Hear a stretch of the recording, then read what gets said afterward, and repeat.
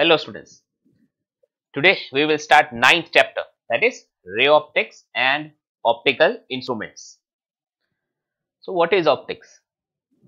If we define it, it is a branch of physics which deals with the study of nature, production and propagation of light.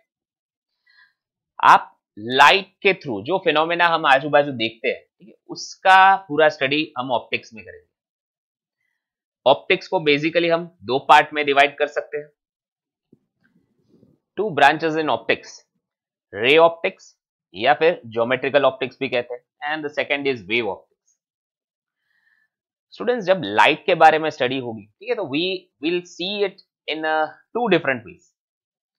एक point, एक session, एक जो पूरा part होता है light का discussion में, उसमें लाइट को ऐसे लिया जाता है as if it is travelling in a straight line. जैसे आप एक गन से अगर बुलेट फायर करते हो तो बुलेट एक स्ट्रेट लाइन में मूव करेगी इन अ स्ट्रेट पाथ. तो ठीक वैसे ही लाइट भी उसके कुछ पार्टिकल्स है and it will move in a straight path. एक तो ये इस तरह से लाइट को स्टडी किया जाता है. This branch is known as ray optics.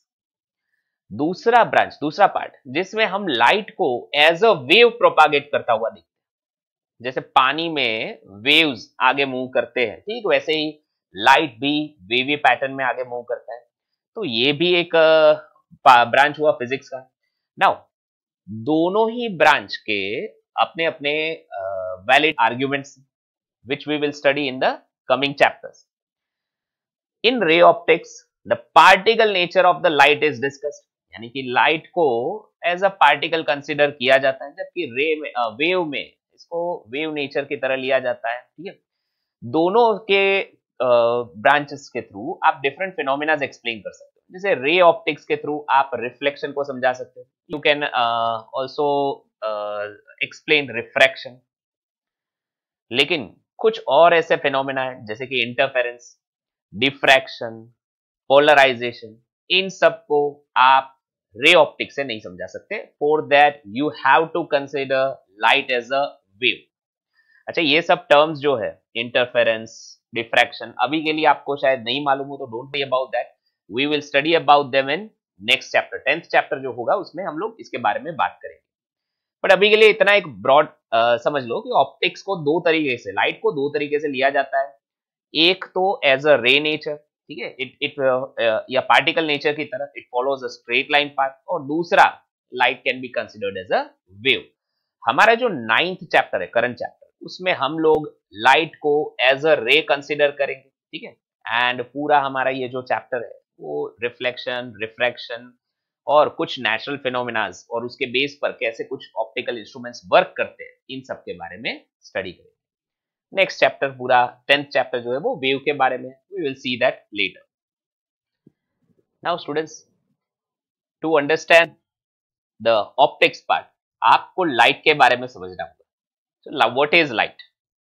It is an electromagnetic wave that causes sensation in our eyes. Now what do we mean by this? आपने 8th चैप्टर में ये स्टडी किया है इलेक्ट्रोमैग्नेटिक वेव्स के बारे में, रेडियो वेव्स, अल्ट्रावायलेट वेव्स. ठीक है, you have studied various spectrum in that. Now उनमें से कुछ रेंज है वेवलेंथ की which create sensation in our eyes. हालांकि ये रेंज बहुत छोटी है. ठीक है, इस स्पेक्ट्रम को बोला जाता है visible spectrum. The wavelength of this visible spectrum is 400 nanometer to 750 nanometer. अगर आप इसे एंगस्ट्रॉम में लिखोगे तो it is 4000 angstrom to 7500 angstrom.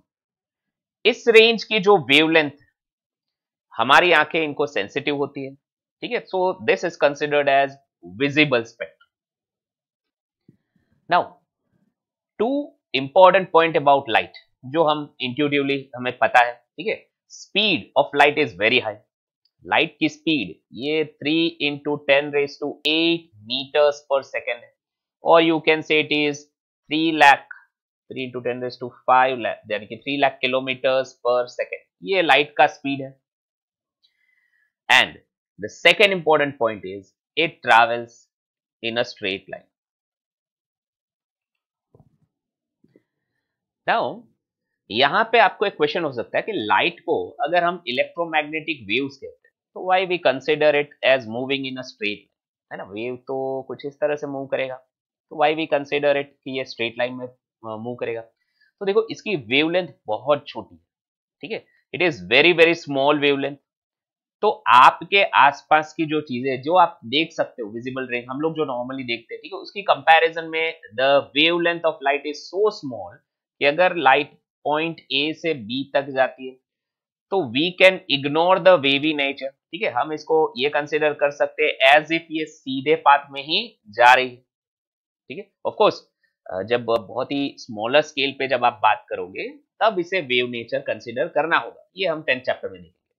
But currently जब हम बिगर स्केल पे लार्जर स्केल पे ऑब्जेक्ट्स को देखते हैं तो लाइट का वेवी नेचर इग्नोर कर सकते हैं, लाइट को ऐसा कंसिडर कर सकते हैं कि ये सीधा गोली जैसे सीधा जाती है वैसे ही लाइट भी या उसके पार्टिकल्स भी स्ट्रेट पाथ में मूव करते हैं।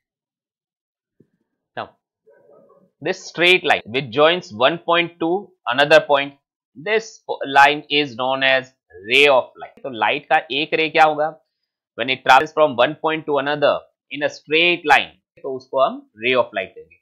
अब अगर एक साथ ऐसे बहुत सारे रेज कंबाइंड मूव करे तो इसको क्या बोलेंगे हम, बंडल ऑफ रेज यानी कि बीम ऑफ लाइट। सो ये दोनों डेफिनेशन स्टूडेंट्स ध्यान में रखना। रे ऑफ लाइट मतलब जो स्ट्रेट लाइन पाथ होता है लाइट का along which it travels, that is known as ray of light. और अगर ऐसे बहुत सारे स्ट्रेट लाइन जो पाथ होते हैं लाइट के, अगर आप उसे कंसीडर करोगे तो ये पूरा बंडल ऑफ लाइट बन जाएगा, इसको बोलेंगे beam of light. Okay, now what happens when we incident a light over some medium. यहाँ पे देखो मैं दो मीडियम कंसिडर करता हूँ, इट कैन बी एनीथिंग, ठीक है। मीडियम वन जो है सपोज करो वो एयर है, the second medium is water और glass. when the light moves from one medium to another medium, जब भी वो इस तरह से ट्रैवल करती है तो सरफेस पे three things are possible. First, it is possible कि जो भी रे हम लोग पास कर रहे थे that ray actually rebounds back in the same medium, इसको बोलेंगे reflection of light when it turns back. अच्छा, some of the light ray it is possible कि ये मीडियम के थ्रू पास हो जाएंगे, that is known as refraction. ये जो लाइट एक मीडियम से दूसरे मीडियम में जाता है, ऑफ कोर्स इसका डायरेक्शन चेंज हो सकता है, so this is known as refraction. And last, it may happen कि कुछ रेज जो इंसिडेंट होंगे सरफेस पे वो वहीं पे एब्जॉर्ब हो जाएंगे।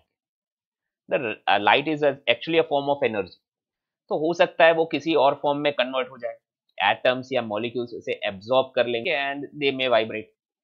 तो यहाँ पे लाइट कुछ पार्ट उसका एब्जॉर्ब भी हो जाता है। तो this three phenomena happens when a light रे is incident over a surface. हम लोग एक्चुअली फर्स्ट बिगिन करने के लिए रिफ्लेक्शन के बारे में स्टडी करेंगे, ठीक है, and refraction will be in the next part. तो मिरर्स, हाउ इट वर्क्स, इसका फॉर्मेशन कैसे, ये सब पार्ट हम रिफ्लेक्शन में देखेंगे। Now students, let us see first how an image is form. Image कैसे बनती है? सी we can see an object when light falls on that particular object, and by reflection or refraction if it enters our eyes then we can see the object। ठीक है, आप room में आते हो, room में बाकी सब चीजें क्यों दिखती है? अगर आपने कोई लाइट ऑन किया, स्विच ऑन किया, से एक बल्ब आपने स्विच ऑन कर दिया या एक कैंडल को आपने स्टार्ट किया, ठीक है, तो व्हाट हैपेंस कि ये बुक है रूम में, सपोज एक ऑब्जेक्ट है, लाइट रेज पहले इस ऑब्जेक्ट पे they will fall over this object, ठीक है, और बाद में वहां से रिफ्लेक्ट होंगे, they may scatter in all the random direction. अब कुछ रेज आपकी आईज में एंटर करेंगे और आपको ये ऑब्जेक्ट विजिबल होगी। तो हम लोग ऑब्जेक्ट को कैसे देखते हैं? सबसे पहले लाइट उस ऑब्जेक्ट पे गिरती है, ठीक है, light is incident on that particular object, फिर रिफ्लेक्शन के through it enters our eyes and then we can see the object, उसका इंप्रेशन, उसका इमेज हमारी आईज में बनता है। यहाँ पे समझने के लिए जस्ट कंसिडर करो, ये एक ऑब्जेक्ट मैंने लिया है, ठीक है, ये object actually infinite number of point size particle से बना हुआ है। अब एक पॉइंट पे बहुत सारे लाइट रेज उसके ऊपर इंसिडेंट होते हैं सराउंडिंग से एंड रिफ्लेक्ट भी होंगे, so there will be many rays coming back from that particular object. Now by reflection और रिफ्रैक्शन, जब भी ये रेज एक पॉइंट पे मिलेंगे, ठीक है, किसी एक पॉइंट पे मिलेंगे, तो उस पॉइंट पे इसकी इमेज बनेगी। से इस पॉइंट को मैं ए कहता हूं, तो यहाँ पे जो इसकी इमेज बन रही है that is A dash. Similarly if there is another point B here, तो इसका इमेज कहीं पे यहाँ बनेगा, that will be B dash and so on. तो इस पार्टिकल के, इस ऑब्जेक्ट के हर एक पॉइंट का इमेज एक्चुअली यहाँ पे क्रिएट होगा, ठीक है, and we will have the image of this object. तो इन शॉर्ट इतना आप समझ गए कि लाइट रेज जो भी है, ठीक है, जब भी किसी पॉइंट पे वो फॉल करती है, वहां से रिफ्लेक्ट होके या रिफ्रैक्ट होके वापस आती है, और जब वो एक पॉइंट पे मिलते हैं, whenever more than two rays meet at a particular point, तो उस पॉइंट पे इमेज क्रिएट होती है। जितने ज्यादा लाइट के रेज उस एक पर्टिकुलर पॉइंट पे मिलेंगे, उतनी ब्राइट इमेज फॉर्म होगी। अगर नंबर ऑफ लाइट रेज कम मिलेंगे, तो उतना इमेज जो है वो उसका ब्राइटनेस थोड़ा कम रहेगा। आप खुद को मिरर में भी देखते हो, और you can see your self in the से पॉन्ड और पूल, ठीक है, पानी भरा होता है अगर उसमें, तो उसमें भी आपको आपका इमेज दिखता है, पर दोनों में फर्क है। जो मिरर में आपको इमेज दिखता है वो एकदम आपको ज्यादा क्लियर दिखता है। Why? Because number of rays जो है वो ज्यादा फोकस्ड है। हालांकि दोनों वाटर में और मिरर में एक डिफरेंस भी है, मैं अभी आपको बताता हूँ टाइप्स ऑफ इमेज के बारे में। Actually two types of images are possible, एक तो रियल इमेज पॉसिबल है और वर्चुअल इमेज। रियल इमेज ये कब फॉर्म करती है? जब रिफ्लेक्शन के बाद या रिफ्रैक्शन के बाद रेज एक्चुअल में मीट करते हैं अगर किसी पॉइंट पे, तो रियल इमेज बनती है। It can be obtained on screen. आपको इसके अगर एग्जांपल देखना है इमेजेस फॉर्मेशन का, तो रियल इमेज का, तो आप प्रोजेक्टर के थ्रू जो इमेज फॉर्म करते हो, जैसे आप लोग थिएटर्स में जाते हो तो मूवी जो देखते हैं हम लोग, वहां पे प्रोजेक्टर के थ्रू रियल में लाइट रेज एक पॉइंट पे मीट करती है, so the real image is form. Virtual image कहाँ फॉर्म होती है? तो मिरर में जो आप इमेज देखते हो that is a virtual image. अब मिरर में और इन सब में क्या होता है? रेज एक्चुअल में तो मीट नहीं करती है मिरर में। आप इन्हें जब एक्सटेंड करते हो, ठीक है, हमारी आईज में जो ये डाइवर्जिंग रेज अंदर एंटर कर रही है मिरर से, तो जब आप उसको बैक साइड एक्सटेंड करते हो, तो they meet at this particular point, तो वहां हमें इमेज दिखाई देता है। एक्चुअल में लाइट रेज यहाँ मिले नहीं है, ठीक है, तो ये क्योंकि एक्चुअल रियल में नहीं है, इसलिए इसको बोला जाता है वर्चुअल इमेज। वर्चुअल इमेज को आप स्क्रीन पे ऑब्टेन नहीं कर सकते। मिरर के पीछे अगर आपको स्क्रीन लगा दोगे, आपको कुछ नहीं मिलेगा, ठीक है। तो real image and virtual image में एक मेजर डिफरेंस ये रहता है कि real image can be obtained on the screen, but virtual image can not be obtained on screen. Also इसमें रेज एक्चुअल में मीट करती है। रियल इमेज में लाइट रेज जो होगी वो एक्चुअल में एक पॉइंट पे मिलेगी, जबकि वर्चुअल इमेज में वो एक्चुअल में मिलती नहीं है। They are diverging rays. जब हमारे आईज में एंटर करता है, तो हम उसको जब पीछे की तरफ एक्सटेंड करते हैं, ठीक है, तो वहां पे हमें इमेज बनती हुई दिखती है, बाकी एक्चुअल में वहां पे इमेज होती नहीं है, ठीक है। तो ये दोनों में फर्क है। These are the two types of image, real and virtual. Now students, let us understand some terms before we go for laws of reflection. तो पहला टर्म है incident ray. So if look in the, ये figure है, यहाँ पे एक mirror suppose हमने draw किया है, तो जो रे किसी मिरर पे या किसी भी ऑब्जेक्ट पे विच इज इंसिडेंट और which falls on the surface, उस रे को बोला जाता है इंसिडेंट रे।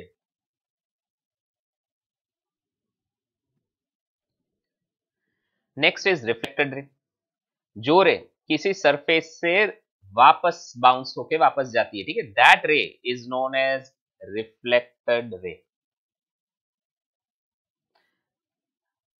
Now the point where the ray is incident, जहां जिस पॉइंट पे एक्चुअली मान लो ये पॉइंट ओ है जहां पे हमने रे इंसिडेंट किया है, इसको बोला जाता है पॉइंट ऑफ इंसिडेंस।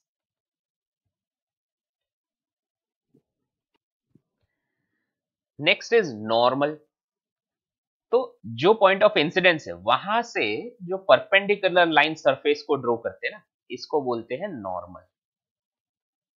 याद रखना, नॉर्मल यानी एक इमेजिनरी लाइन जो पॉइंट ऑफ इंसिडेंस से ड्रॉ होती है, ठीक है, and it is perpendicular to the surface. अगर आपका सरफेस इस तरह से इंक्लाइंड है, तो इस पर्टिकुलर पॉइंट का नॉर्मल ऐसे होगा, सरफेस के साथ 90 डिग्री एंगल बनाएगा, ठीक है, परपेंडिकुलर का, that is known as normal. अब एंगल ऑफ इंसिडेंस यानी नॉर्मल के साथ जो इंसिडेंट रे एंगल बनाता है उसको बोलते हैं angle of incidence, and normal के साथ जो रिफ्लेक्टेड रे जो एंगल बनाएगा that is known as angle of reflection. So these are the two angles which are formed. Now इसी के बेस पर let us understand about laws of reflection. Laws of reflection का पहला law, it states that angle of incidence is equal to angle of reflection. आप जिस angle से light को incident करोगे, ये मान लो मेरा नॉर्मल लाइन है, ठीक है, तो ये हमने जिस एंगल से रे को इंसिडेंट किया है वही सेम एंगल से the ray will be reflected back, means angle I will be equal to angle R. ये हमारा फर्स्ट लॉ है। Second law, incident ray, normal, reflected ray, all this lie in the same plane, ठीक है, ये तीनों तीन same plane में होंगे। सो ये 2 पॉइंट से लॉज ऑफ रिफ्लेक्शन के बारे में याद रखना स्टूडेंट्स। ये लॉज सभी तरह के मिरर्स में वैलिड है, चाहे वो प्लेन मिरर हो या स्फेरिकल मिरर हो, ठीक है। Now students let us see about image form by a plane mirror, then we will go for spherical mirrors. Plane mirror यानी नॉर्मल जो मिरर आप घर पे यूज करते हो, ठीक है, daily. Now in this mirror how it is form first of all, तो एक ग्लास, नॉर्मल जो प्लेन ग्लास होता है, आप उसके एक साइड पे सिल्वर पेंट लगा दो। सपोज करो कि मैं ये साइड पे सिल्वर पेंट लगा देता हूँ, ठीक है। नाउ उसके ऊपर हम आयन ऑक्साइड का अगर कोटिंग कर देते सो दैट कि सिल्वर का पेंट जो है वहां पे प्रोटेक्टेड है, तो the other side it becomes reflecting surface, ठीक है। इस बाजू से ओपेक हो गया ये, लेकिन जो पेंट किया है उसकी दूसरी जो साइड है वहां पे अगर आप कोई भी ऑब्जेक्ट रखोगे तो आपको उसका इमेज मिरर के अंदर दिखता है। Now some of the points related to the image form by this plane mirror. The very first point for the image here is image is virtual and erect. ये इसका नेचर है। whenever you look into the mirror, ठीक है, तो आपको आपका जो image है वो इरेक्ट दिखेगा। हाँ, वो मिरर के अंदर होता है, यानी कि वो वर्चुअल इमेज, एक्चुअल में रेज मिलती नहीं है, ठीक है। The rays of the light जो भी मिरर से रिफ्लेक्ट होकर वापस आती है, जब वो पीछे एक्सटेंड करते हैं तो they meet at particular point. So ये फॉल्स इमेज है, virtual image. Second, it is laterally inverted. अगर आपने मिरर के सामने खड़े होकर आपका राइट हैंड ऊपर किया तो मिरर के अंदर आपको क्या दिखेगा, लेफ्ट, यानी इमेज जो है वो राइट का लेफ्ट हो जाता है या लेफ्ट का राइट हो जाता है। इसको बोलते हैं लैटरल इन्वर्शन। एम्बुलेंस में आपने देखा होगा आगे की तरफ वो जो एम्बुलेंस लिखते हैं उसको वो लोग लेफ्ट टू राइट उल्टा लिखते हैं। So why do they right like that way, तो ताकि जो भी आगे कार जा रही है, आगे जो व्हीकल्स जा रहे हैं, उनको रियर व्यू मिरर्स में एम्बुलेंस सीधा दिखे। So the image is laterally inverted. Then object distance is same as image distance. अगर मैं यहाँ पे इस मिरर की बात करूं, ठीक है, ऑब्जेक्ट मैंने u से रिप्रेजेंट किया हुआ है, इमेज को, डिस्टेंस को मैंने v से रिप्रेजेंट किया हुआ है, तो u and v both are same. जितने अगर 2 सेंटीमीटर दूर आप मिरर से ऑब्जेक्ट रखोगे तो मिरर के अंदर जो इमेज बन रही है वो भी 2 सेंटीमीटर की दूरी पे ही होगी। So u is same as v। Then object height and image height are also same.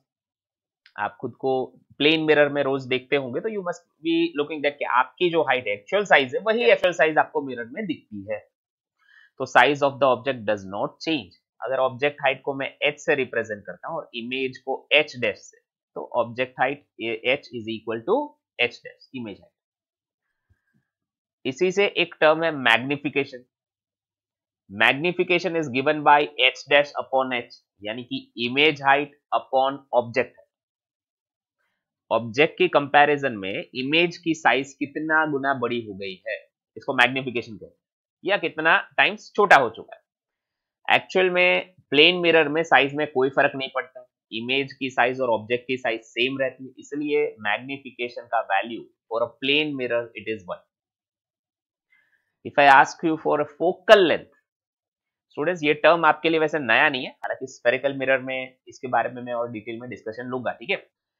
So focal length इस प्लेन मिरर का इंफिनिटी पे होता है, ये खाली एक ध्यान में रखना, ठीक है। समटाइम्स अगर आपको सम में हेल्पफुल रहेगा। मैं फोकल लेंथ क्या है उसके बारे में हम लोग आगे बात करेंगे, ठीक है। वैसे आपके लिए ये टर्म एकदम नया तो नहीं। Now you must be knowing about multiple reflections.